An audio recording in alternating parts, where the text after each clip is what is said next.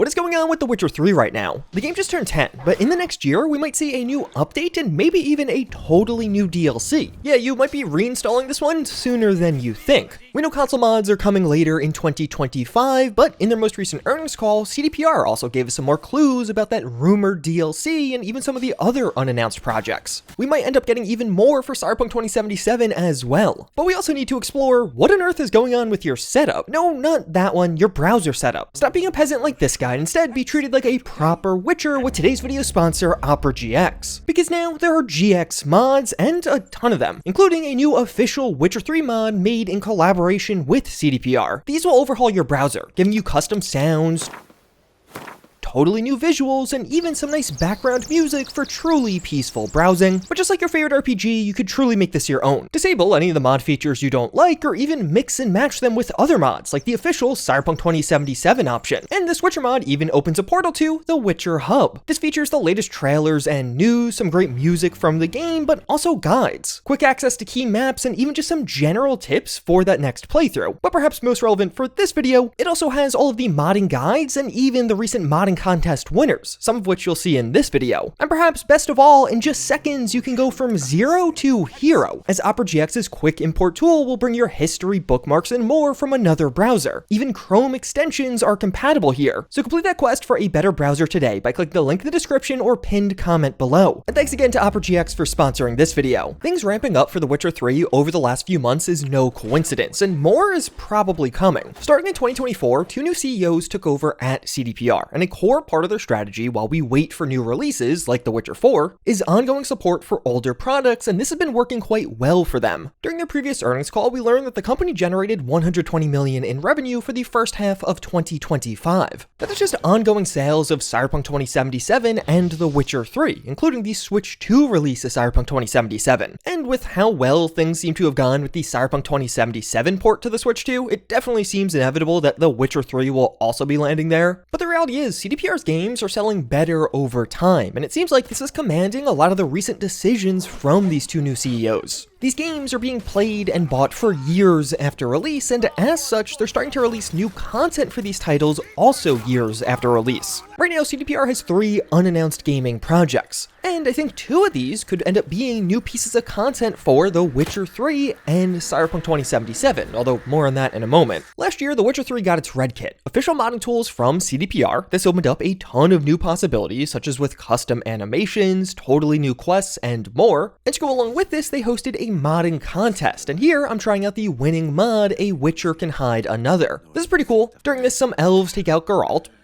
So during much of this mod, you play as a totally new Witcher who works to save the typical protagonist. The mod features totally custom voice acting. It isn't quite perfect, but it definitely gets the job done. Alright, let's see.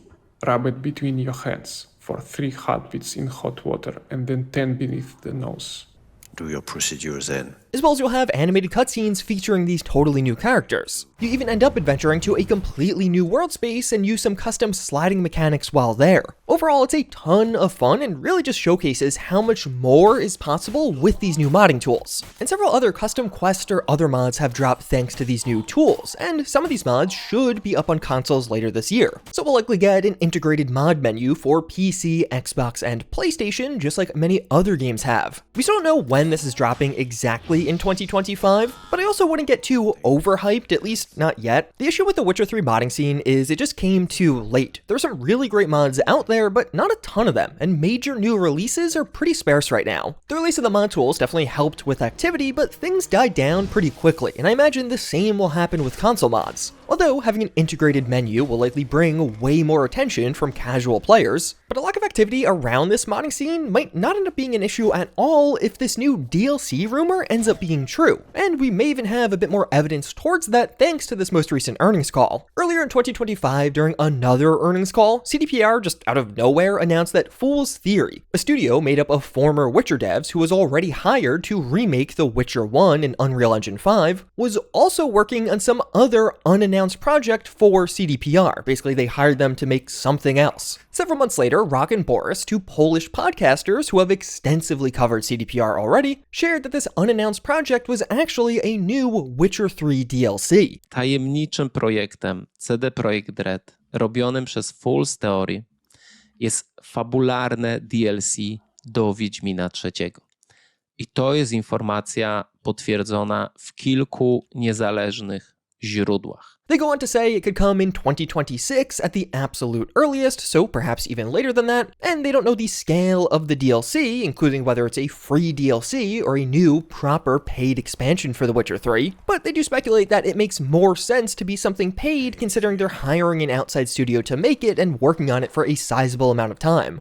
And while, yeah, this has just remained a rumor, I think you could pretty easily see how this works. Likely some new epilogue-styled quests to connect Ciri's adventure in The Witcher 3 to her new adventures in The Witcher 4 and onward. And the DLC could also just act as a really nice marketing tool for the future title. Whether it's paid or free, you know a lot of people are going to be talking about and thinking about Ciri and The Witcher. In the months since this rumor has come out, we haven't really had any major updates, at least outside of this earnings call. I personally think it's true, largely just because it pretty closely aligns with CDPR's overall strategy under these new CEOs. They mentioned in their earnings call that they may have some surprising releases coming up, and that would definitely fit here. And of course, we did get some answers here. To go along with the recent earnings call, they also had an investors chat on stockwatch.pl. At one point, someone asked about the Fool's Theory project, and CDPR mentions that right now there are more developers on this unannounced project that I think's a DLC than on the Witcher 1 remake that is still years away. That's a pretty big reveal, because the Witcher 1 remake is obviously a full-scale remake of that game in a totally new engine, Unreal Engine 5. It's been having some development issues, so we heard how some of the devs that were on that are now just working on The Witcher 4. It's basically going to use the same engine, so they're just updating some of the tools. But this other unannounced project having even more devs than a full-on remake does feel pretty telling. That definitely pushes me more towards thinking this could end up being an actual paid expansion for The Witcher 3, which would just be absurd. And I guess what really makes all of this crazy is that's not everything.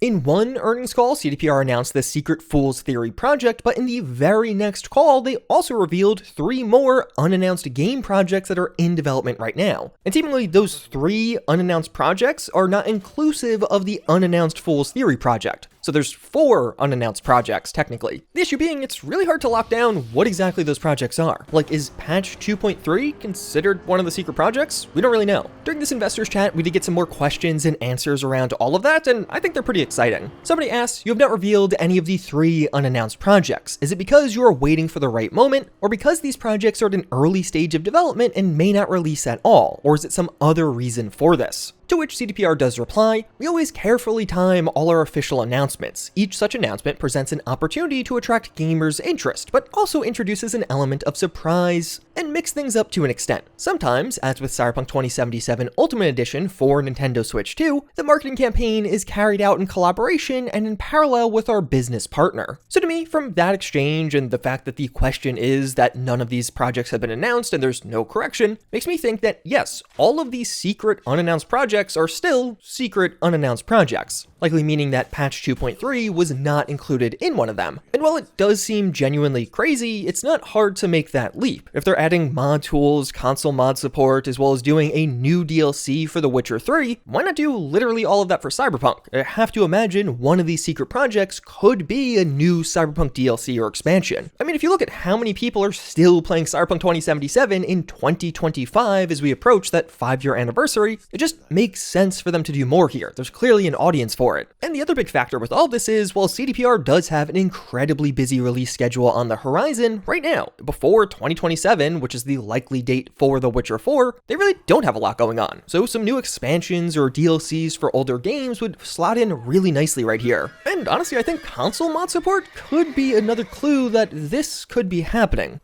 The modding scene is fairly quiet right now, so the announcement of console mods was sort of surprising to me as they originally made it. But new DLC coming, and even just getting announced, will likely bring a ton of players back to the game. Return for a new DLC, and then stick around to try out a bunch of cool new mods, some of which are going to be on console for the very first time. And you have to imagine a bunch of new mods will be made as a result of this newfound audience. So either way, The Witcher 3 has a surprisingly bright future. A new update, mods for the first time on consoles, and maybe even a decently sized new DLC should have us all spending more time in this game than we might have been expecting in 2026.